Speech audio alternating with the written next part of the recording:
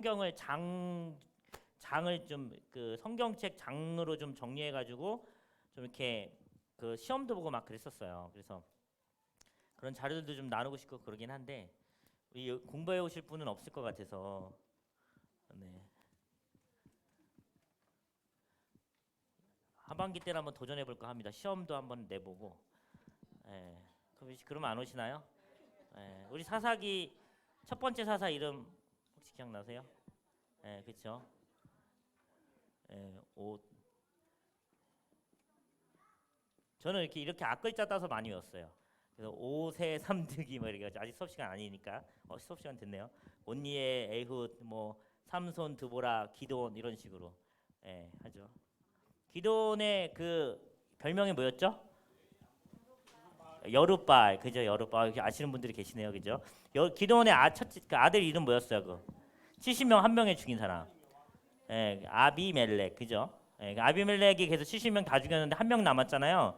걔가 이제 어디 가가지고 이제 다 죽였다 얘기하잖아요. 그 친구 이름이 요담. 뭐 이렇게 제가 문제 내고 학생들은 답을 맞추고 뭐 이런 식으로 제가 입시 강의를 했었어요. 만약에 뭐 온니엘이면 온니엘의 대적자는 누구인가 뭐 이런 거. 왼손 사사 누구죠? 에훗 이렇게 이런 식으로. 네, 우리 그 아마 초등부 친구들은 아마 오히려 알 거예요. 왜냐면 걔들은 총회 가가지고 시험 보고 이러잖아요. 그러면 거의 뭐 제가 하던 입시 그거랑 비슷하더라고요. 제가 한번 봤더니만. 네, 자 우리 그러면 우리 같이 찬양하고 괜찮습니다. 우리 입에 우물우물해도 되니까 우리 왕이신 나의 하나님 같이 찬양하고 우리 수업하도록 하겠습니다. 왕이신 나의 하나님 내가 주를 높이고 영원히 주의 이름을 송축하리이다. 제가 잠깐 기도하겠습니다. 사랑과 은혜가 많으신 하나님 감사합니다. 오늘도 성경 66권의 내용을 알기 위해 이 자리에 이렇게 모였습니다. 하나님 우리가 이 시간 성경의 지식만 아는 것이 아니라 하나님의 마음도 알게 하여 주옵소서. 하나님께서 이 66권을 지으신 이유를 알아 우리가 그것에 감동받아 이 땅 가운데서 올바르고 진실하게 살아갈 수 있도록 주여 인도하여 주옵소서. 감사드리며 귀하신 예수님의 이름으로 기도드렸사옵나이다. 아멘. 네, 감사합니다. 바로 시작하도록 할게요. 자, 오늘은 사무엘상을 할 건데 제가 좀 전체 성경을 한 번 더 좀 훑고 또 지나가도록 하겠습니다. 자, 우리가 지금 보고 있는 이 성경은 관점이 있어요. 관점. 어떤 관점인가요? 어떤 관점이죠? 언약 관점으로 우리가 지금 성경을 보고 있어요. 그죠? 언약이라는 건 무엇이에요? 보통은 인격과 인격이 맺는 게 언약이에요. 그죠? 이거를 우리가 사실 언약 신학이라고도 하지만 계약 신학이라고도 합니다. 그리고 이것을 우리가 또 약속이라고도 표현할 수 있어요. 맞죠? 그래서 우리 보통 그 부동산 계약한다라고 할 때 서로가 사인하잖아요. 맞죠? 그 우리는 이 언약을 이 언약 신학이라고 하는데 성경 전체가 창세기부터 계시록까지가 언약 신학인데 그러면 누구와 누구의 언약이에요? 하나님과 바로 나. 그죠?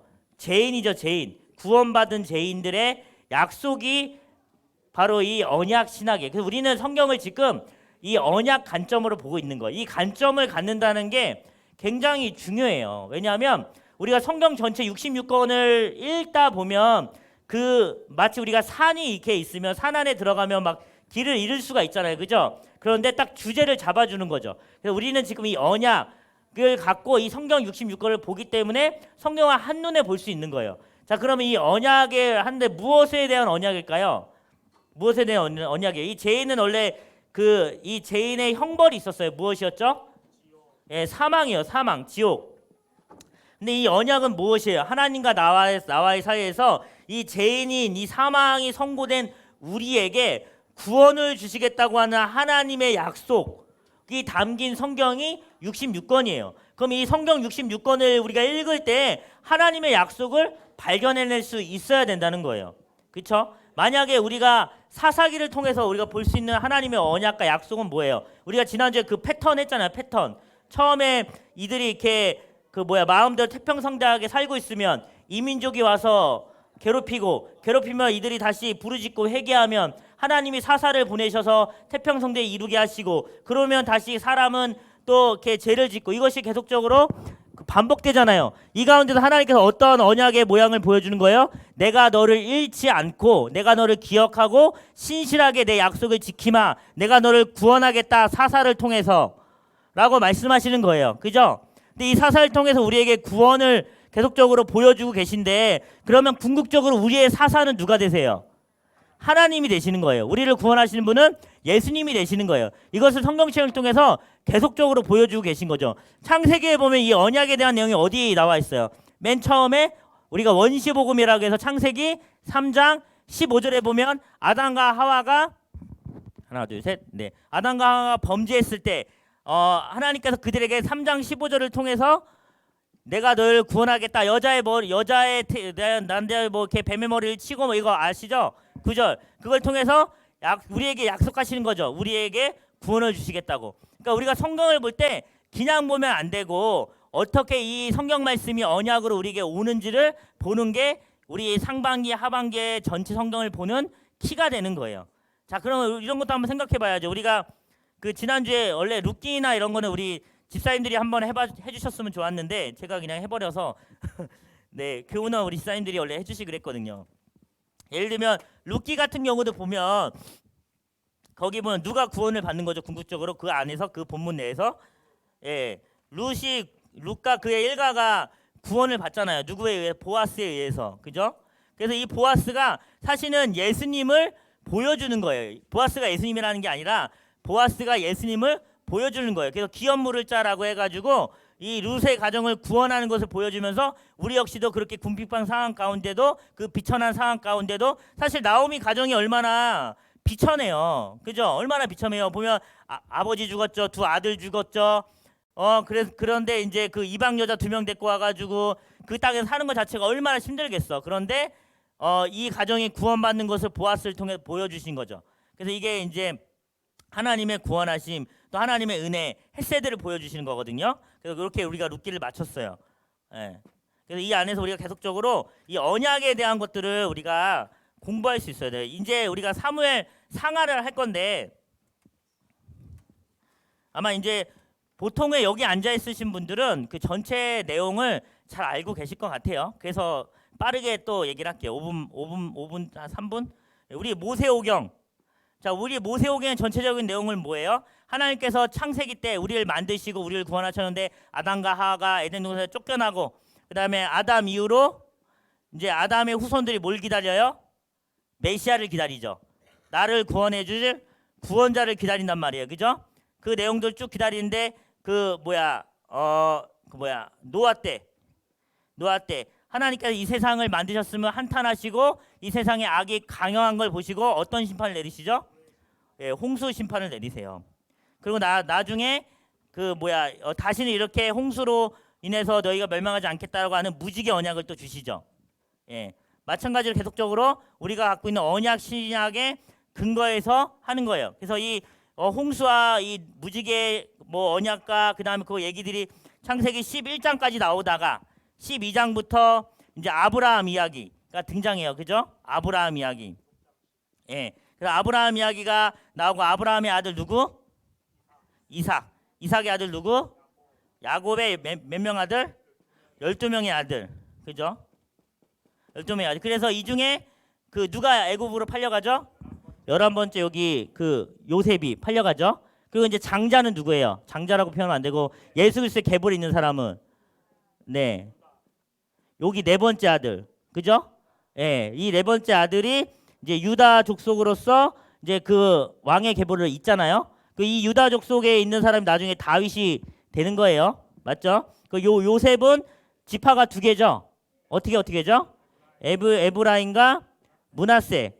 그래서 나중에 그 우리가 모세오경까지의 내용이 이 요셉 지파가 먼저 가서 자리를 잡고 있는데, 이 창세기의 마지막에 어떻게 끝나요? 이 70명이 가물음으로 인해서 거기 애굽으로 다 넘어오잖아요. 그죠? 그 이 70인이 그래서 이후에 출애굽기에 딱 넘어가면서 400년의 시간이 지나죠. 그 전에 요셉을 알지 못하는 왕이 일어나 이 일가들을 괴롭히잖아요. 노예로 부리고 있잖아요. 고센 땅에서. 그죠? 그래가지고 이들이 너무 부강해지고 한 나라를 이룰까봐 그래서 이들에게 이제 산하 제한 정책을 하는 게 출애굽기고 그 출애굽기 때 역시도 계속적으로 메시아를 기다리죠. 자기들을 구원해 줄 사람. 그래서 이 메시아를 보여주는 누가 등장하는 거예요? 모세가 등장해서 10가지 재앙, 피계, 이파 이런 거 했었죠 우리가. 그래서 마지막에 장자 재앙을 끝으로 홍해를 건너고 또 이 강야 생활하는 게 이 모세오경의 내용이에요. 그래서 창세기, 출애굽기, 레위기, 민수기, 신명기 보면 이 출레민신이 그 강야 40년의 이야기를 보여주는 거예요. 그래서 이 강야 40년 동안에 이들이 어떻게 굶주리지 않고 발이 부르트지 않고 어떻게 구름기둥과 불기둥을 어떻게 잘 다녔는지를 40년 강야 생활 동안에 내용들을 보여주고 있는 거죠. 때로는 불순종하면 어떻게 죽어요? 불이 와서 살르기도 하고 불뱀이 와서 죽이기도 하고 땅이 갈라지기도 하고 그리고 또 메추라기가 막 내려가지고 그게 돌림병이 돼가지고 죽기도 하고 그렇게 해서 1세대들이 거진다 죽잖아요. 그죠? 그리고 이제 새로운 2세대들이 준비되는 거죠. 여호와의 군대로. 그래서 창출, 레민, 신명기 끝나면서 신명기 뜻이 뭐라고 했죠? 신자가 무슨 신자? 다시 신자, 재신자. 그래서 두 번째 명령하는 거. 요 앞에 내용을 한 번 더 언급하면서 신명기를 끝으로 해서 요당 동편을 바라보면서 우리가 저 땅 가가지고 이제 강하고 담대해지자라는 내용이 여호수아에 딱 등장하는 거예요. 그리고 여호수아에서 어떤 일이 있었어요? 동편 다 정복했고 그리고 이제 그 요단강 건너갈 때도 레위 지파가 제사 그 언약 깨매고 딱 하니까 물이 쫙 갈라졌죠. 근데 이 세대들은 홍해가 갈라지는 걸 보지 못했지만 그때 그걸 보면서 하나님께서 우리 조상들을 이렇게 인도해내셨구나라는 걸 다시 한번 상기하는 거죠. 요단강이 갈라지는 걸 보면서 요단강을 건너가서 길갈에서 할례도 행하고 또 뭐 했나요? 만나도 멈추고 그때까지는 만나가 계속 내렸는데 길갈 가니까 이제 만나도 멈추고 그러면서 이제 길갈에서 여리고성을 정복할 어떠한 기간을 삼는 거죠. 그리고 나서 이 길갈에서 여호수아 때 넘어가서 그 여리고성 몇 바퀴 돌아요? 13바퀴 돌아가지고 먼저 여리고성 무너뜨리고 그 다음에 그 아간 범죄 있고 난 다음에 아이성도 무너뜨리고 그러고 나서 이제 북방 남방 다 전복하고 맞죠? 그 내용이 이제 여호수아 다음이 뭐였어요? 사사. 이제 여호수아 끝나면서 어땠어요? 이제 끝나면서 이제 이들이 사실은 왕을 원했는데 왕이 없었어요. 그들이 그 땅에서 좀 태평생대를 누리니까 하나님께서 이방 민족을 통해서 올무와 가시가 된다고 했잖아요. 그죠? 남겨주게 되면. 그래서 그들이 마치 정말 올무와 가시가 돼서 이들을 괴롭히잖아요. 그럼 그때마다 사사들이 와서 태평성대를 이루게 하시고 아까 제가 처음에 얘기한 그 패턴이 계속대로 이루어지다가 우리 사사기가 몇 장까지 있다고 했죠?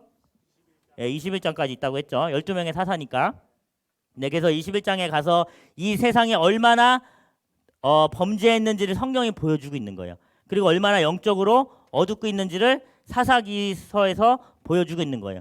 정말 왕은 하나님이신데 왕의 통치를 받고 이들이 다스림을 받아야 되는데 자꾸 자기 스스로가 살려고 하는 거죠. 그러면서 사사기가 끝나요. 그래서 이 사사기는 영적 어두움의 상태예요. 영적 어두움의 상태. 영적 어두움의 상태예요.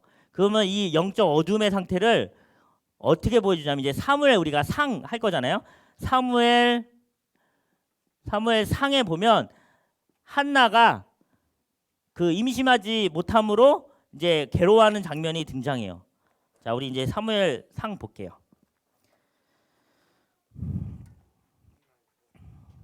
네, 잠깐만요. 지난주 거 프린트물 다 갖고 오셨죠? 혹시 몰라서 제가 20장 더 출력해가지고 왔어요.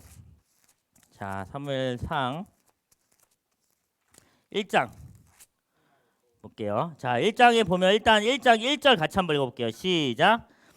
산지 라마다임 소빔에 에브라임 사람 엘가나라는 사람이 있었으니 그는 여로보암의 아들이요 엘리웃의 손자요 도옷의 증손이요 숫의 두 손자니라 하면서 이제 뭐 홈니와 브니아스 얘기 나오고 쭉쭉 나오다가 이제 엘가나 이야기도 8절에 보면 열 아들보다 낫지 아니하냐 뭐 한나가 막 울고 있으니까 임신하지 못해가지고 막 울고 있으니까 그런 얘기들을 막 하고 또 한나가 그러면서 10절처럼 막 괴로워하죠. 마음이 괴로워서 기도하고 통곡하면서 서원을 합니다. 11절 말씀 보면 한번 같이 읽어볼게요. 시작. 서원하여 이르되 만군의 여호와여 만일 주의 여종을 고통을 돌보시고 나를 기억하사 주의 여종을 잊지 아니하시고 주의 여종에게 아들을 주시면 내가 그의 평생의 그를 여호와께 드리고 삭도를 그의 머리에 대지 아니하겠느니라. 마치 그 민수기의 나실인 서원과 비슷해요. 그죠? 그렇게 하니까 어떻게 돼요? 이후에 15절, 16절, 17절, 18절 보면 특별히 18절 한나가 이제 기도응답을 받고 다시 얼굴에 근심빛이 없게 되죠. 그리고 이제 20절 같이 한번 읽어볼게요. 시작. 한나가 임신하고 때가 이름에 아들 낳아 사무엘이라 이름하였으니 이는 내가 여호와를 그를 구하였다 함이더라. 이 한나의 오랜 시간 동안에 이런 임신하지 못하는 이 상황이 사실은 이 이스라엘 백성들의 이 어둠의 세계를 보여주고 있는 거예요. 그러면서 사무엘이 출생함에 따라 한나의 기도를 해서 출생함에 따라 하나님께서 다시 한번 이 이스라엘에게 자신의 구원의 빛이 임하였음을 상징적으로 보여주시는 거예요. 자, 그래서 이제 이렇게 사무엘이 태어나게 되죠. 그래서 너무 기쁜 나머지 한나가 2장처럼 이제 너무 좋아서 찬양하는 거예요. 그래서 뭐 너무나 좋은 말들이 너무 많이 있지만 우리 7절 말씀, 6절과 7절 말씀 같이 한번 읽어볼게요. 6절, 7절 시작. 여호와는 죽이기도 하시고 살리기도 하시며 스올에 내리기도 하시고 거기서 올리기도 하신도다. 여호와는 가난하게도 하시고 부하게도 하시며 낮추기도 하시고 높이기도 하신도다. 아멘. 하나님께서 정말 우리에게 이렇게 하시지요. 네, 항상 우리를 높여주기만을 우리가 원하기도 하지만 때론 우리를 내리시는 분도 하나님이신 줄 믿고 순종하시기를 바랍니다. 결론적으로 한나는 이것에 대해서 너무나 감사하고 찬양을 하는 거예요. 그래서 10절 하반절에 보니까 기름 부은 받은 자의 뿔을 높이시리로다라고 하면서 그렇게 하나님께 영광을 올려드리면서 이 한나가 자신의 그 찬양을 마칩니다. 이렇게 한나는 이 사무엘을 출생하고 너무나 마음이 기뻐서 이렇게 하나님을 찬양할 때 정말 대조적으로 12절 말씀 볼게요. 우리 엘리 제사장 이야기 다 아시죠? 12절 시작.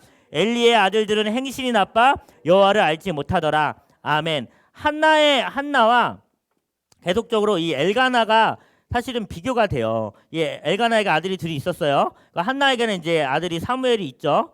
네, 그래서 이 사무엘은 계속적으로 하나님께 선택받고 쓰임 받는 장면이 드러납니다. 하지만 이 엘리의 두 아들은 그렇지 않아요. 하나님을 잘 알지도 못하고 2장 내용인가요? 수종드는 여인들을 간음하기도 하고 그렇게 하는 것이 바로 이 아들들이에요. 이 엘가나의 아들 둘이 이름이 뭐였죠? 홈니와 비느하스. 네, 이 비느하스는 그때 우리가 민수기에서 배웠던 그 비느하스가 아니에요. 거기 나오는 비느하스는 이제 좋은 사람이었죠. 이렇게 음행하는 사람들을 찔러서 죽였으니까. 자, 이렇게 그 한나의 가정과 엘가나의 가정이 계속 사무엘상의 초반에 계속적으로 대조가 돼요. 그러면서 엘리의 두 아들이 22절 어떻게 하는지 볼게요. 22절. 자, 같이 읽어볼게요. 시작. 엘리가 매우 늙었더니 그의 아들들이 온 이스라엘에 행한 모든 일과 해망문에서 수종된 여인들과 동침하였음을 듣고, 그러니까 해서는 안 될 짓을 하는 거예요. 왜요? 여호와를 모르니까. 근데 한번 잘 생각해봐요. 엘가나의 가정에 살고 있는데 여호와를 모를 수가 있을까요? 없지요. 근데 성경책에서 이들이 여호와를 모른다고 얘기하는 거예요. 그러니까 알긴 하지만 교회를 왔다 갔다는 하지만 영과 진리로 예배드리지 않는 사람들, 성령이 없는 사람들, 구원받지 못하는 사람들인 거죠. 사실은 이 홈니와 비느하스가 그랬어요. 그래서 저 스스로도 이제 제가 나름 그래도 목사라고 해도 저도 아들이 둘이 있거든요. 이제 태산이와 태호. 얘네들이 하나님을 알기를 저는 항상 늘 기도해요. 목사의 아들이라고 해서 얘네가 자동적으로 신앙이 있고 그리고 또 얘네들이 자동적으로 하나님을 알지 못해요. 그죠? 그러면 우리 여기 앉아 계신 분들은 다 직분자고 보니까 권사님이고 교사시고 부장님들 앉아 계시는데 우리의 자녀를 위해서 기도해야 하는 이유가 뭐예요? 내가 제사장이라고 해서 내 아들들이 여호와를 아는 게 아니에요. 우리가 기도해야 돼요. 아시겠지요? 자, 이렇게 엘리의 아들은 그와 같은 악행을 저질렀어요. 근데 그에 반해서 21절 한번 같이 읽어볼게요. 21절 시작. 여호와께서 한나를 돌보시사 그로 하여금 임신하게 하여 세 아들과 두 딸을 더 낳게 하셨고 아이 사무엘은 여호와 앞에 자라나니라. 예, 여호와 앞에 사무엘은 계속적으로 자라나는 모습을 보여주고 있는 거예요. 이렇게 대조가 되어지죠. 우리의 자녀들이 다 이렇게 사무엘 같이 자라나기를 주님의 이름으로 소원합니다. 네, 자 그렇게 하면서 계속적으로 22절, 23절, 24절 보면 그 악행에 대한 얘기가 나오는데 다시 26절에 대조적으로 사무엘이 점점 자라나매 여호와 사람들에게 은총을 더 받았다. 예, 우리의 자녀들이 이렇게 은총을 더 받을 수 있기를 주님의 이름으로 소원합니다. 자 그러면서 계속적으로 이제 하나님께서 이 엘리의 집에 이제 그 저주를 내리세요. 그래서 32절부터 자, 내 집에 영원토록 노인이 없을 것이다. 무슨 말이에요? 노인 되기 전에 다 죽는다는 거예요. 33절에 보면 모든 자가 젊어서 죽으리라. 34절 보면 두 아들 홈니와 비나스가 한날에 죽으리라. 정말 그럴까요? 정말 그렇게 이후에 보면 한날에 죽게 됩니다. 그리고 이제 35절에 보면 내가 나를 위하여 충실한 제사장을 일으키니라고 얘기하면서 그것이 바로 사무엘이 되는 거예요. 자, 3장 볼게요.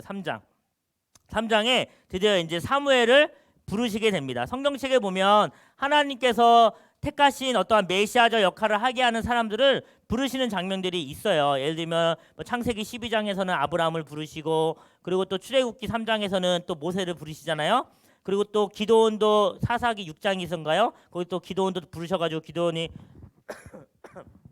시험하잖아요. 여기만 뭐 적게 해주시고 여기는 안 적게 해주고 뭐 이런 식으로. 그리고 또 사무엘상 보면 3장에서는 이번에는 제가 잠깐 살이 걸린 것 같아요. 또 감사해요. 네. 사무엘상 3장에서는 사무엘을 부르시는 장면이 나와요. 나중에 보면 또 이제 우리 사사기 때는 삼성 부르는 것도 있었고 다 그렇게 되거든요. 그걸 보면 어떤 하나의 공통점을 느낄 수 있을 거예요. 그래서 그런 부르심을 들으면서 혹시나 하나님이 또 나를 부르시는 때가 있지 않았나 이런 것들도 같이 고민해 보시면 좋을 것 같아요. 이 내용은 우리가 주일학교 때 목사님들에게 설교를 많이 들었을 거예요. 아이고 죄송합니다. 아이고 여기 예, 수건 한 번만 죄송합니다. 네, 아이고 이거 어떡하지? 네, 자 물수건 같은 거 하나만 보내주시면 될 것 같습니다. 네, 이거 큰일 났네. 네, 저희는 계속 할게요. 물수건 하나 보내주시면 제가 여기 닦도록 하겠습니다. 네, 어쩔 수가 없네요. 네, 아이고 감사합니다. 네, 책은 뭐 또 다시 구입하면 되니까 여기 바닥이랑 죄송합니다. 아이고 우리 박수 한 번만. 네, 죄송하네요. 이게 왜 제대로 안 쓸까요?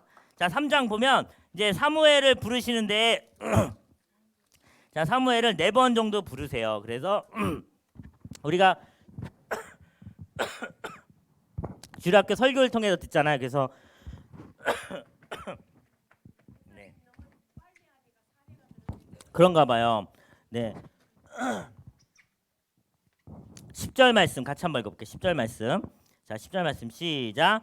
여호와께 임하여 서서 전과 같이 사무엘아 사무엘아 부르시는지라. 사무엘이 이르되 말씀하여 주옵소서 주의 종이 듣겠나이다 하니 11절 읽어볼게요. 시작. 여호와께서 사무엘에게 이르시되 보라 내가 이스라엘 중에 한 일에 행하리니 그것을 듣는 자마다 두기가 울리리라. 이렇게 이제 하나님께서 사무엘을 부르시고 사무엘을 이제 선지자로서 사용하시는 거예요. 예. 그래서 이제 학자들의 견해에 따르면 이 사무엘을 마지막 사사라고도 해요. 마지막 사사라고도 표현해요. 그래서 사무엘상에서도 그런 표현이 등장하고요. 우리 19절 말씀 같이 한번 읽어볼게요. 19절 시작. 사무엘이 자라매 여호와께서 그와 함께 계셔서 그의 말이 하나도 땅에 떨어지지 않게 하시니 20절 말씀 시작. 단에서부터 부엘세바까지 온 이스라엘이 사무엘은 이분 줄을 알았더라. 아멘. 이렇게 이제는 하나님께서 사무엘을 선지자로 세운 것을 온 이스라엘 백성들이 다 알게 되는 거예요. 그래서 이후로 이 사무엘은 선지자로서 활동을 하게 됩니다. 그럼 여기서 잠깐 기본적인 상식을 한번 우리가 알고 지나갈게요. 제가 강의 초반에도 한번 얘기했던 것 같은데 우리가 성경책을 보면 기름 부음을 받는 사람이 있어요. 예, 누가 있죠? 그쵸? 선지자, 제사장, 또 누구 있죠? 왕. 예, 이렇게는 기름 부음을 받습니다. 맞지요? 예, 그래서 이제 나중에 예수 그리스도께서 이 세 가지 직분을 다 감당하시잖아요. 그죠? 자, 이 선지자의 경우에는 무엇이 있을까요? 선지자는 보통 선포예요. 무엇을 선포할까요? 하나님의 말씀을 받아서 사람들한테 선포하는 역할이 바로 이 선지자예요. 자, 그러면 제사장은 뭘까요? 예, 사람들의 죄를 갖고 오면 이 죄를 하나님께 올려드리는 거예요. 그래서 사함을 받게 하는 역할이 있어요. 그죠? 그 왕은 다스리는 역할을 하고요. 그죠? 그래서 이 시대에 이제 목사님들 같은 경우는 이런 선지자적 역할을 보통 많이 하죠. 말씀을 전파하시니까. 선지자는 아니에요. 이제 선지자는 끝났어요. 더 이상 이제 선지자는 계시록 이후로는 나오지 않아요. 제사장도 마찬가지고 왕도 마찬가지. 다만 우리들이 이 땅 가운데서 선지자로서 제사장으로서 왕으로서의 신분을 갖고 이 세상에서 살아가는 것이 하나님께서 우리에게 주신 소망이에요. 우리 베드로전서 2장 9절에 보면 요 내용이 있어요. 우리 한번 읽고 넘어갈게요. 베드로전서 2장 9절. 아이고 제가 베드로전서 2장 9절. 네. 자, 우리 같이 한번 읽어볼게요. 379면. 네. 자, 379면. 네. 이게 만약에 성경책이 잘 안 찾아지고 바짝바짝 붙어 있으면 성경책을 많이 안 읽은 거예요. 네. 보통은 성경책을 많이 읽으면 성경책이 이렇게 부풀어 올라요. 우리 베드로전서 2장 9절 읽어볼게요. 시작.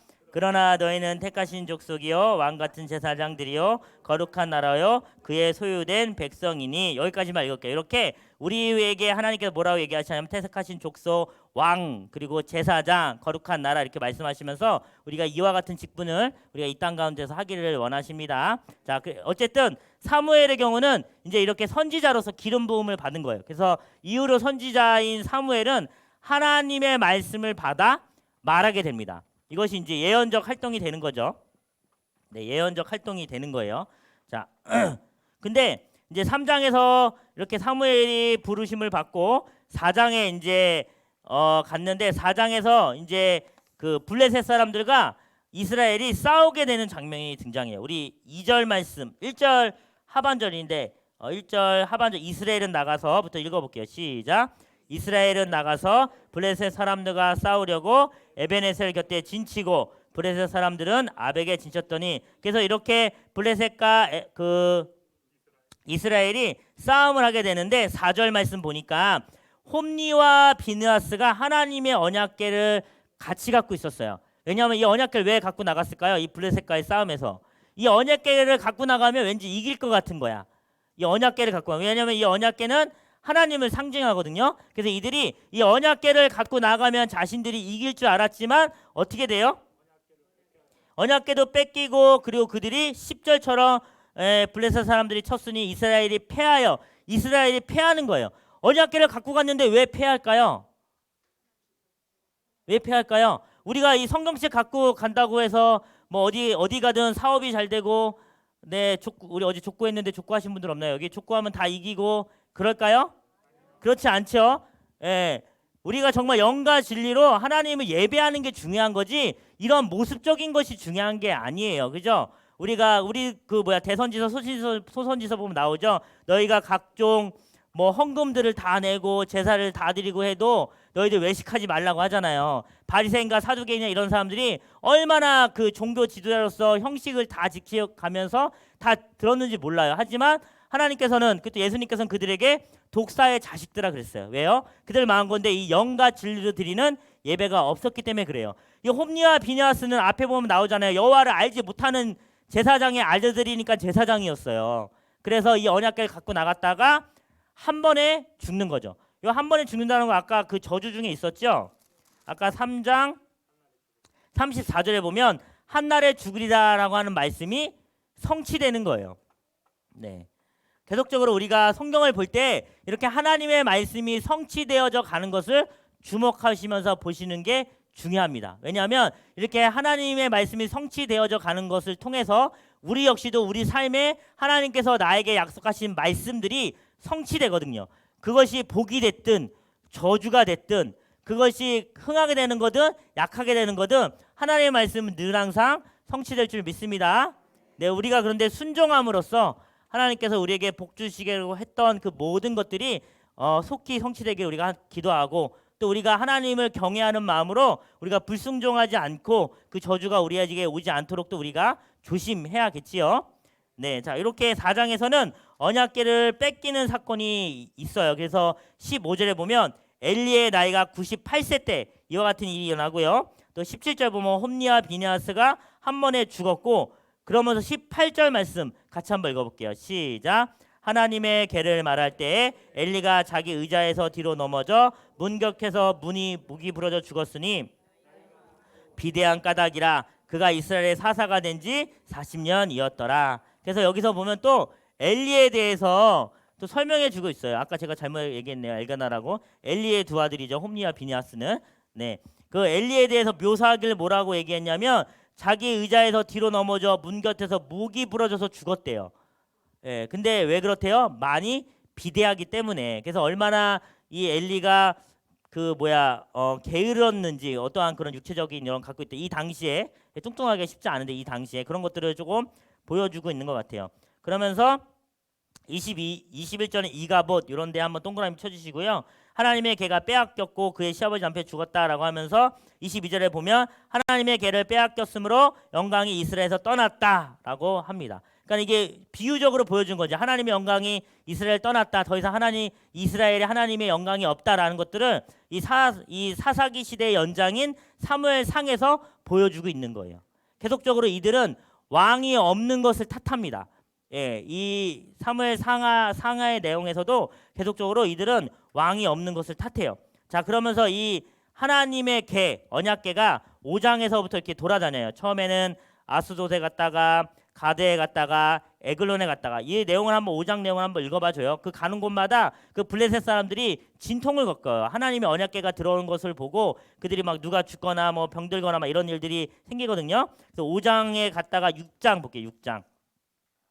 6장에 보면 베세메스로 이제 이동하게 됩니다. 19절 말씀 같이 한번 읽어볼게요. 19절 말씀 시작. 베세메스의 사람들이 여호와의 궤를 들여다본 까닭에 그들을 치사 5만 70명을 죽이신지라. 여호와께서 백성을 크게 사륙하셨으므로 백성이 슬피 울었더라. 뭐 이런저런 일이 계속 있고, 7장 나중에 기랏 여아림에 최종적으로 이제 있게 되는 거예요. 그래서 7장 3절 잠깐만요.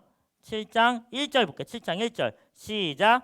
기랑 여아림 사람들이 와서 여호와의 궤를 옮겨 산에 사는 아비나답의 집에 들여놓고 그의 아들 엘리야사를 거룩하게 구별하여 여호와의 질을 지키게 하였더니. 그래서 이 엘리야사 거룩하게 이 아비나답의 집에서 2절 말씀처럼 20년 동안 있게 되어져요. 그리고 이 20년 동안 있게 된 이 여호와의 궤가 나중에 다윗 왕국이 다윗이 왕국을 통일하면서 그때 들어오게 됩니다. 그게 이제 사무엘 하에 가면 또 그 내용들이 있어요. 자, 이런 식으로 계속적으로 이들은 그 마지막 사사 사무엘의 그 영향력 아래에 있지만 계속적으로 왕을 이들이 구해요. 이들이 계속적으로 왕을 구하는데 그것에 이제 사무엘도 화나고 하나님도 화가 나지만 결국 하나님께서는 이들에게 왕을 허락하십니다. 근데 7장 내용 보면 7장에서는 5절 말씀 보면 미스바에 온 이스라엘 사람들을 모이게 해요. 미스바에 온 이스라엘 사람들을 모이게 해서 여호와께 기도하라 해서 이 미스바에서 대대적인 회개 운동이 한번 일어나게 됩니다. 어디 교회 같은 데 가면 뭐 미스바 홀 뭐 이런 데 있지요. 예, 거기서 이제 회개하는 그런 장소이기 때문에 그렇게 해요. 그래서 사무엘이 12절 말씀 같이 한번 읽어볼게요. 12절 말씀 시작. 사무엘이 돌을 취하여 미스바와 센사에 세워 이르되 여호와께서 여기까지 우리를 도우셨다 하여 그 이름을 에베네셀이라 하니라. 우리 에베네셀 하나님 찬양 많이 하시죠? 그 에베네셀이 여기 등장하는 거예요. 그래서 이렇게 하다가 나중에 결국엔 8장에서 이들이 이제 왕을 요구하는 내용들이 등장해요. 그래서 계속적으로 우리에게 왕을 세우라. 22절 보면 말을 들어 왕을 세우라 하시니 이제 사무엘이 이제 왕을 세우게 됩니다. 그 첫 번째 왕이 누굴까요? 9장 가면 먼저 사울이 왕이 되어지죠. 사울이. 네. 자, 16절 말씀. 9장 16절. 네, 따라하고 계시죠? 우리의 교재는 성경책이에요. 9장 16절. 같이 한번 읽어 볼게요. 시작. 내 이맘때에 내가 베냐민 땅에서 한 사람을 내게로 보내리니. 네, 여기까지만 읽을게요. 그래서 결론적으로는 사무엘이 사울에게 기름을 부음으로 이제 사울이 왕이 되어집니다. 예, 그래서 이제 10장 내용 볼게요. 10장 보면 우리 17절부터 보면 쭉 이제 뭐 제비 뽑고 어떻게 뽑고 저렇게 뽑고 하다가 결국에는 사울이 왕으로 뽑혀요. 20절 말씀 보면 베냐민 지파가 뽑혔고 21절 말씀 보면 그 중에 마드리가 뽑혔고 기스의 아들 사울이 뽑혔는데 22절 보니까 사울이 어디 숨어 있었어요? 진보다리 사이에 숨어 있었어요. 그러니까 이때만 해도 사울이 아직은 순수했어요. 그죠?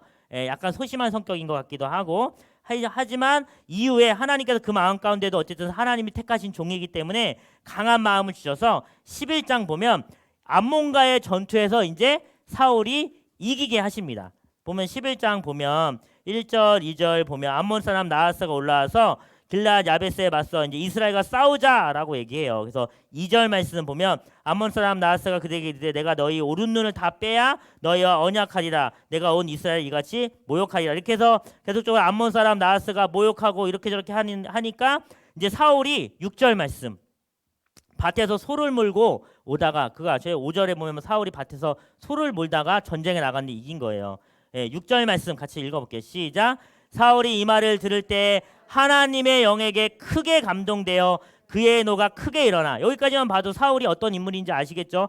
하나님께서 사울을 선택하셨던 거예요. 그를 왕으로 쓰려고 왕으로 쓰임 받게 하려고. 그래서 우리가 방금 전에 읽은 것처럼 하나님의 영이 크게 감동됐던 게 사울이었다. 지금 우리는 무조건 사울은 나쁘게만 보잖아요. 그죠?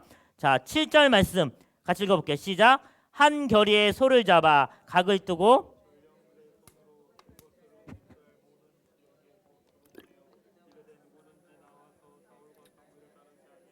그의 솔도도 이와 같이 하리라 하셨더니 여호와의 두려움이 백성에게 임하매 그들이 한 사람같이 나온지라. 한 사람이 나왔다는 얘기가 아니에요. 한 사람의 마음과 같이 나왔다는 거죠. 자, 그렇게 보면 예전에 그 사사기 때도 보면 레위 사람이 이렇게 막 12덩이 찍어서 보냈던 거 기억나시죠? 그래서 베냐민 씨랑 싸우고 그와 비슷한 맥락이에요. 그래서 역시도 여기서 한 결의 수를 잡아서 각을 잡아서 각 지방에 보내가지고 사람을 모아서 싸우고 이기게 되어집니다. 자, 그래서 12절부터 보면 이제 드디어 사무엘이 나와서 사울이 왕이 정식적으로 공표되는, 어쨌든 사울이 왕으로서 정식적으로 되려면 어떠한 이벤트와 이슈가 있어야 되기 때문에 이 암몬 자손과의 전쟁을 보여준 것 같아요. 성경에서. 그렇게 해서 사울이 정당한 입지로 왕이 되었음을 11장에서 보여주고, 그러면서 이제 더 이상 사무엘은 이제 위치가 이제 약하게 되어지죠. 12장에서 사무엘이 이제 고별 설교를 하게 되어져요. 고별 설교를 하면서 내가 어떻게 되었다라는 것, 그 너희가 앞으로 어떻게 하나님을 믿으라 이런 것들을 잘 이야기해 줍니다. 그래서 뭐 3절부터 보면 나는 누구에게 뇌물을 받은 적도 없다. 뭐 이런 내용도 얘기하고요. 12절 말씀 같이 한번 읽어볼게요. 시작. 너희가 나하스가 너희를 치러 옴을 보고 너희의 하나님 여호와께서는 너희의 왕이 되심에도 불구하고 너희가 내게 이르기를 아니라 우리가 다스릴 왕이 있어야 하겠다 하였도다. 그래서 너희가 구하나 너희가 택한 왕을 보라. 그것이 바로 사울이 되겠죠. 그러면서 계속적으로 사무엘이 무엇을 당부하냐면 15절 말씀 같이 한번 읽어볼게요. 시작. 너희가 만일 여호와의 목소리를 듣지 아니하고 여호와의 명령을 거역하면 여호와의 손이 너희의 조상들을 치신 것 같이 너를 치실 것이다 라고 얘기하면서 열심히 하나님을 믿고 따르라라는 걸 얘기해줘요. 그러면서 이제 사무엘이 이런 얘기를 하죠. 23절입니다. 같이 한번 읽어볼게요. 시작. 나는 너희를 위하여 기도하는 쉬는 죄를 여호와 앞에 결단코 범하지 아니하고 선하고 의로운 길을 너희에게 가르칠 것인즉. 그러니까 우리 여기 계신 분 보통이 교사하고 우리 교사이면서 우리 직분 맡으신 분들이죠. 기도하는 죄를 쉬시면 안 됩니다. 아시겠지요? 그래서 우리의 학생들을 위해서 또 우리 직분자들은 또 다른 이웃들을 위해서 기도하는 자를 쉬지 않으시길 바랍니다. 그렇게 사무엘은 이렇게 자신의 고별 설교를 하고 잠깐 뒤로 물러나게 됩니다. 자, 이제 13장부터 이제 사울의 활약이 또 등장하는데 이전과 좀 달라요. 13장에 보니까 사울이 이번에는 그 민막스와 베델 사이로 가가지고 또 전쟁을 하게 되어집니다. 전쟁을 하게 되는데 불순종하는 내용이 등장해요. 그래서 잠깐만요. 내용 보면 9절에 보면은 사울이 이르되 번제와 화목제를 이리로 가져오라라고 하면서 그 내용 쭉 보면 불순종하는 내용이 나오는데 우리 14절 말씀 같이 한번 읽어볼게요. 14절만 시작. 지금은 왕의 나라가 길지 못할 것이라 여호와께서 왕에게 명령하신 바를 왕이 지키지 아니하였으므로 여호와께서 그의 마음에 맞는 사람을 구하여 담으셨다 하고 9절에서 13절까지 이제 사울이 자기 마음대로 제사지를 지내고 나니까 사무엘이 와서 이제 그렇게 하시면 안 됐는데 그렇게 했으니까 다시 마음에 맞는 지도자를 삼을 것입니다라고 사무엘이 경고하고 가게 됩니다. 자, 그 내용이 13장 되고요. 이제 그런데 또 아이러니하게 이 사울의 아들은 굉장히 괜찮은 아들이에요. 그죠? 이 사울의 아들 이름 누구죠? 요나단. 요나단은 그리고 또 다윗과는 친구같이 지내죠. 근데 나이 차이는 상당히 많이 나요. 자, 22절 말씀 보면은 사울과 요나단만 칼과 창이 함께 한 백성의 손에는 칼이나 창이 없고 오직 사울과 그의 아들 요나단에만 그런 칼과 팡이 있었대요 당시에. 이런 부분도 그냥 알고 계시면 좋을 것 같고요. 14장 가면 이제 요나단의 활약상이 나옵니다. 요나단이 이제 블레셋 사람과 싸우는데 우리가 이런 구절을 좋아하죠. 6절 말씀 볼게요. 6절 말씀 같이 한번 읽어볼게요. 시작. 무기는 소년에게 이르되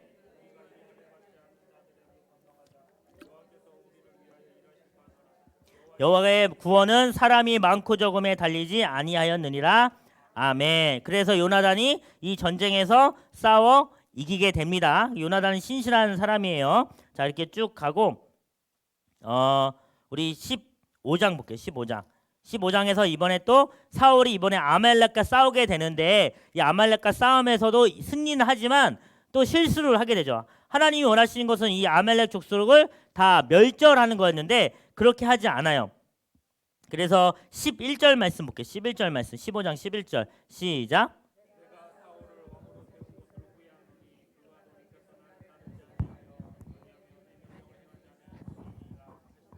사무엘이 근심하여 온 밤을 여호와께 부르짖느니라 라고 하면서 원래는 다 진멸해야 되지만 좋은 것을 남기고 진멸하기를 즐겨하지 않았기 때문에 이렇게 사무엘이 이와 같은 얘기를 하는 거예요. 내가 사울을 왕으로 세운 것을 후회하노니 그가 돌이키사 나를 따르지 아니하며 내 명령을 행하지 아니하였음이라 하신지라. 사무엘이 근심하여 온 밤을 여호와께 부르짖느니라. 이렇게 해서 이제 완전 사울은 이렇게 표현하면 죄송한데 완전 이제 제외가 된 거예요. 그래서 22절 말씀 보면 우리 유명한 말씀이 있죠. 사무엘이 이르되 여호와께서 번제와 다른 제사를 그의 몫에 청정하는 것 좋아하신 같이 좋아하겠나이까. 여기서부터 같이 읽을게요. 시작. 순종이 제사보다 낫고 듣는 것이 순양의 기름보다 나으니. 요거 보면 하나님께서 우리에게 뭘 원하시는지 알 수 있어요. 순종, 물론 제사도 중요하지만 순종과 제사, 요즘에 밸런스 게임 같은 거 많이 하는데 뭐가 더 중요하다는 거예요? 제사가 지금으로 치면 뭐예요? 예배잖아요. 예배. 순종하는 게 중요한 거예요? 제사가 중요한 거예요? 말씀 보니까 순종하는 게 중요하다는 거예요. 그리고 듣는 것이 순양의 기름보다 낫대요. 이게 무슨 말일까요? 듣고 순종하는 것이 순양의 기름. 순양의 기름은 무엇이냐면 헌금 내는 걸 얘기하는 거예요. 뭐가 더 중요하다는 거예요? 하나님의 말씀을 듣고 순종하는 게 중요하다는 거예요. 그렇다고 해서 헌금이 안 중요하다는 게 아니라, 예배드리는 이 형식이 안 중요하다는 게 아니라 그 마음에 순종하는 것과 듣는 것이 더 중요하다는 거죠. 우리가 전혀 순종하는 마음도 없는데 11조의 힘을 내고 뭐 이렇게 생일 감사헌금 내고 이렇게 내는 게 하나님이 기뻐받지 않으실 수 있는 거예요. 그래서 우리가 이런 거 이렇게 막 말해도 되는지 모르겠지만 하나님께서 여러분들이 원하시는 것은 그와 같은 것이 아니라 우리들의 영과 진리로 드리는 예배인 줄 믿으시기 바랍니다. 네, 하나님께서 원하시는 건 그거예요. 네, 자 이렇게 해서 15장에 보면 이로써 완전히 사울은 이제 밖으로 이제 하나님께서 제외되는 그런 인물이 되어지고요. 자 그러면 이제 사울이 완전히 하나님께로부터 제외됐으니까 또 다음 왕을 세워야겠죠? 그게 누군 거예요? 16장에 보니까 이제 다윗이 등장하게 돼요. 이때만 해도 다윗은 그냥 양치는 어떻게 보면 누가 봐도 볼품없어 보이는 그런 컨디션이었죠. 네, 그래서 우리 16장 내용 보면 이제 기름 부을 사람을 찾는데 처음에는 아들들이 엘리압도 나오고 뭐 삼마도 나오고 아비나도 나오고 막 이러는데 7절 말씀 16장 7절 하반절 볼게요. 사람은 볼게요. 시작. 사람은 외모를 보거니와 나 여호와는 중심을 보느니라 하시더라. 다 왕감인 것 같았는데 하나님께서 이렇게 얘기하시는 거죠. 네, 그런데 저는 참 재밌는 게 12절 말씀 같이 한번 볼게요. 12절 말씀 시작. 이에 사람을 보내어 그를 데려, 그가 다윗이에요. 그의 빛이 붉고 눈이 빼어나고 얼굴이 아름답더라. 여호와께서 이르시되 이가 그니 일어나 기름을 부으라 하시는지라. 저는 사실은 7절 말씀에 은혜를 많이 받았었거든요. 나중에 보니까 12절 말씀도 있더라고요.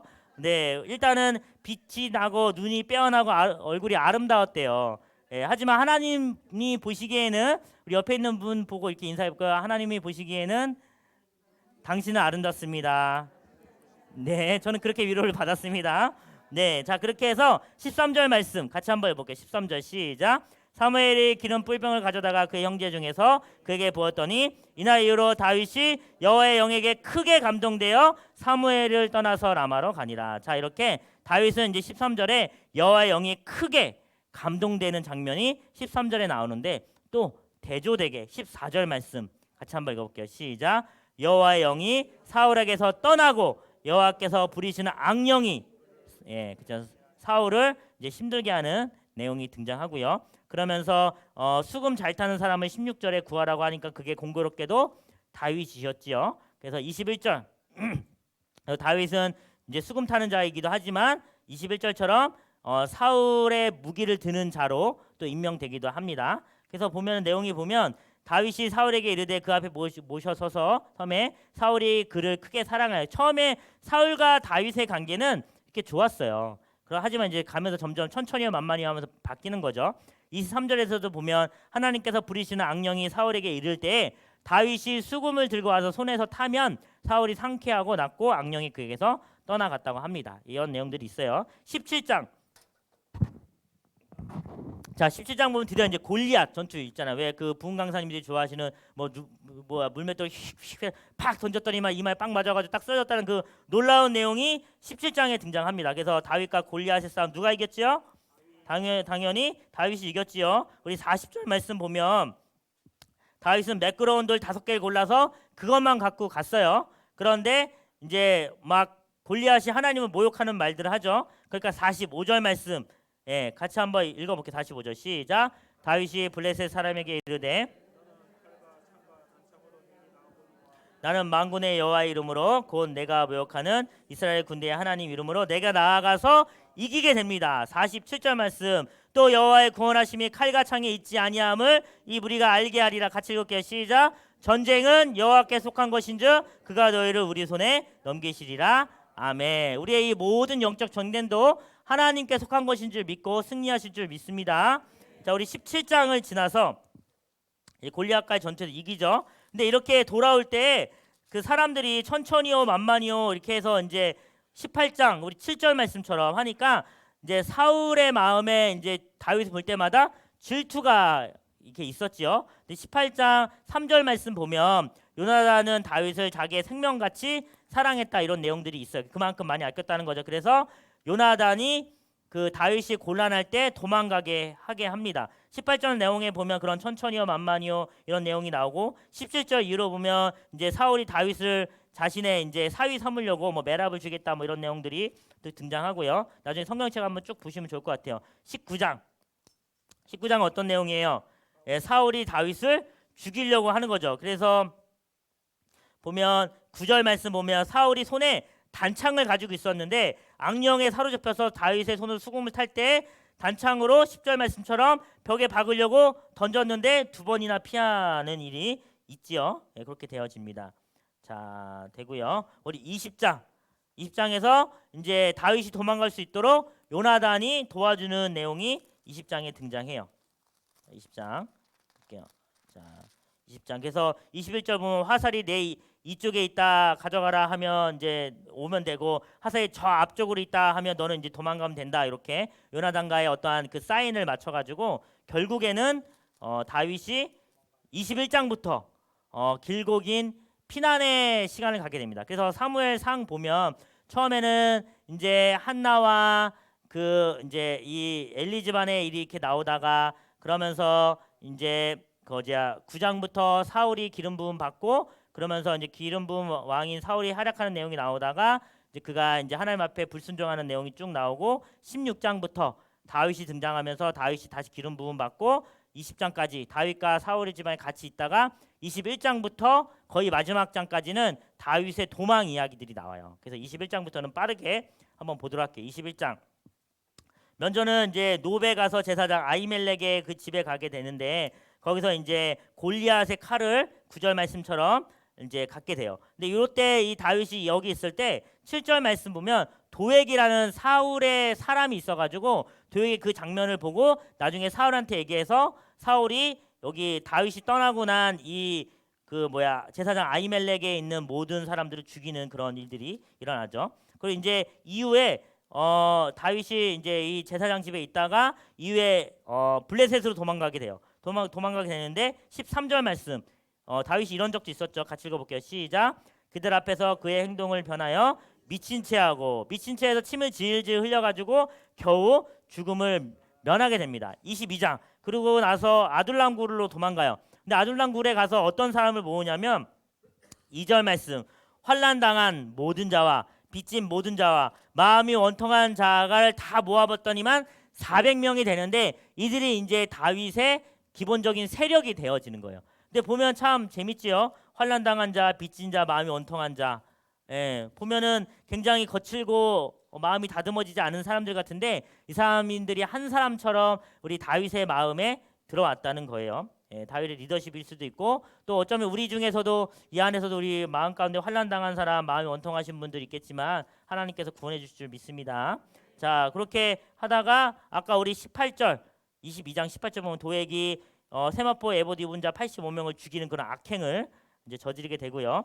자, 계속적으로 다윗은 이제 도망가요. 23장 보면 10강야, 엔게디 요새 이런 데 막 도망 다니면서 이제 어려움을 겪게 되죠. 그리고 24장 가가지고 이제 엔게디 요새에서 사울의 옷자락만 살짝 빼고 나오는 그런 일이 있었어요. 사울의 옷자락을 뺄 수 있었다는 건 사울의 목도 칠 수 있었는 건데, 그죠? 근데 그렇지 않고 당신은 하나님께 기름 부은 자이기 때문에 내가 그렇게 나왔습니다. 날 떠나오지 마세요. 나는 죽은 개와 벼룩 같습니다. 뭐 이렇게 고백하는 나옹이 24장 13절 14절 이렇게 등장합니다.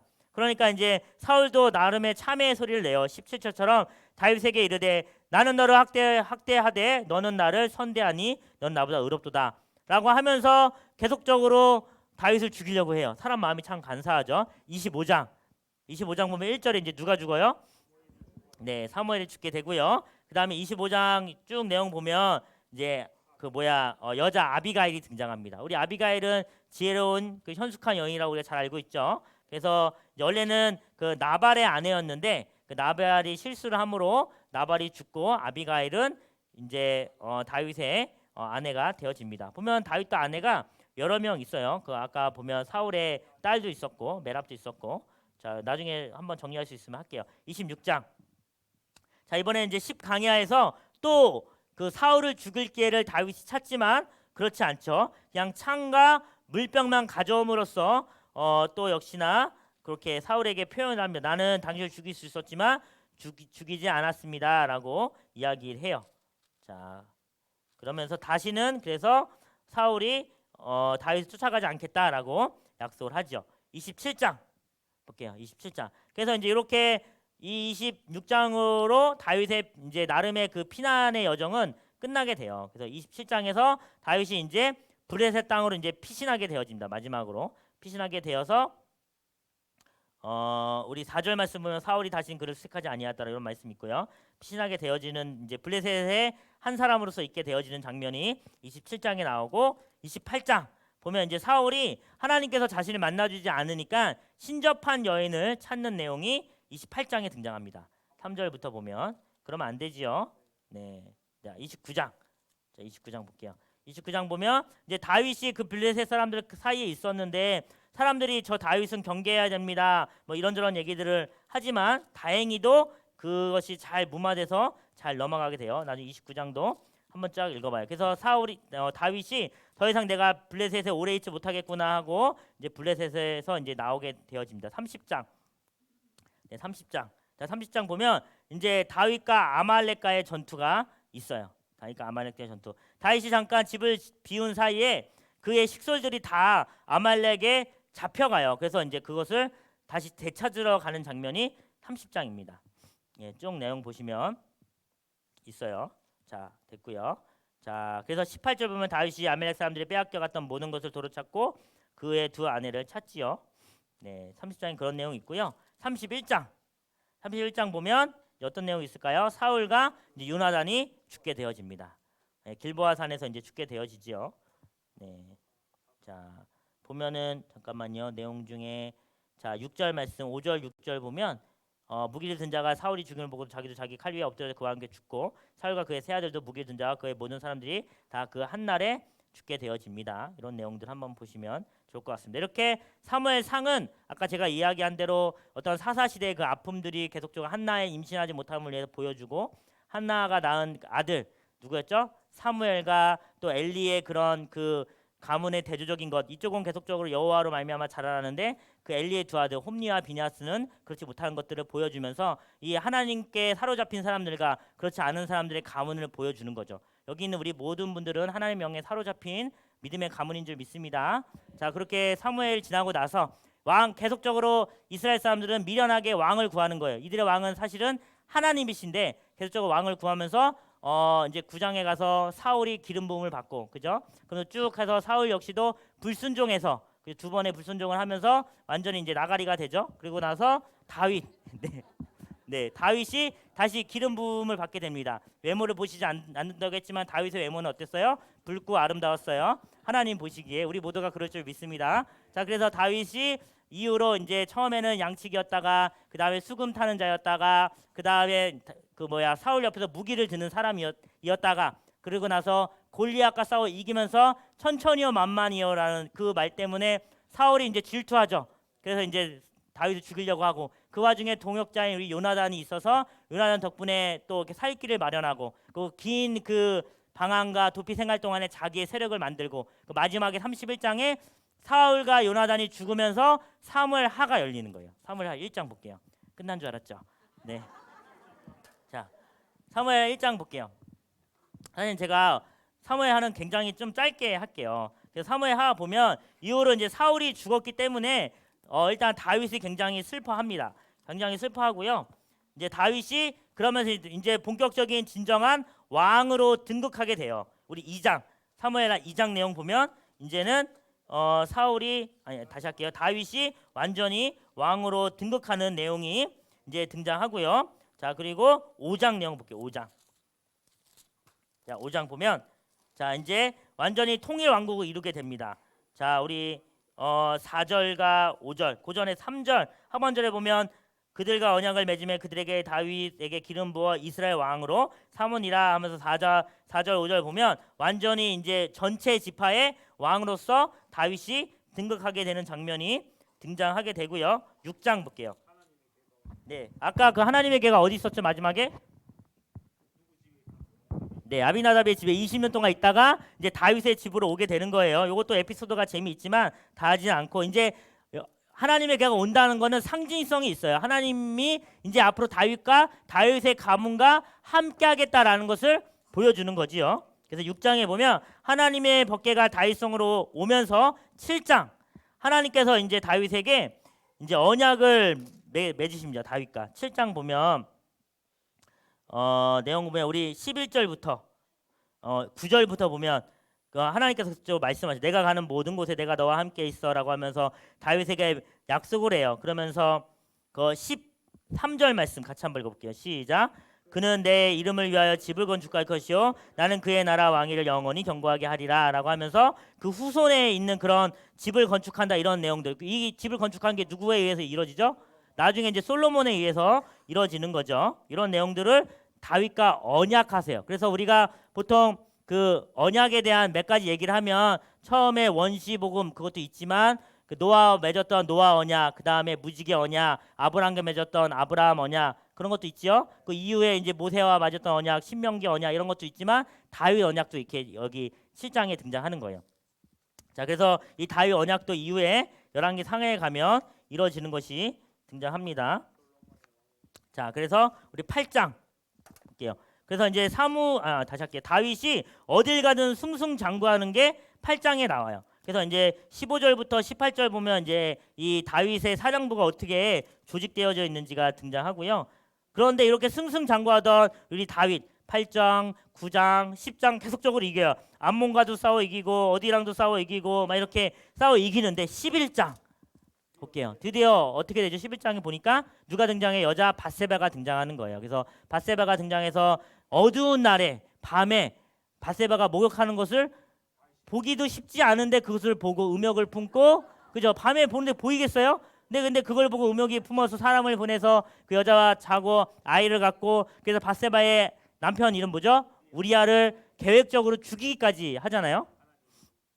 네, 그렇게 되는 일이 11장. 그 12장에 나당의 책망이 나오고 네. 쭉 그렇게 되다가 또 다윗의 왕국과 이런 일이 있다가 우리 18장 볼게요. 18장.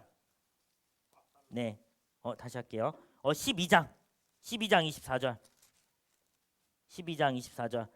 네, 그래서 우리가 좋아하는 왕이 등장합니다. 솔로몬이 태어나게 돼요. 근데 이 솔로몬에게 그 별명이 있었어요. 25절 보면 여디디야라고 있습니다. 저희 부모님이 저희 셋째 태희 이름을 여디디야라고 짓자고 해서 다행히 그렇게 앉아서 다행이에요.